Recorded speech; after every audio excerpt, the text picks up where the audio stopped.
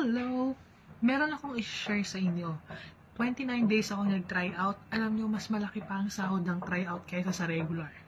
Sana try out na lang ako forever. Pero hindi naman pwede kasi nga, ma-expire ang aking 60 days. So, nagtataka ako kahapon kasi 23,400 ang aking nakuha na sahod sa loob ng 29 days. Samantalang kapag regular ka, ang sahod mo is 22,800 lang. E di kulang pa ng 200 para maging 23. So nagtataka ako kahapon bakit ganun yung count off ni broker.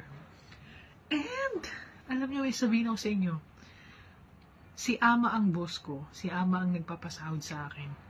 Sana all madaming pera, kaya gagayahin ko si Ama. Magparami ako ng pera para pagtanda ko, may pera din ako. Hay nako. Kaya kayo, pagtanda nyo, mag-ipon din kayo para magkaroon kayo ng pera.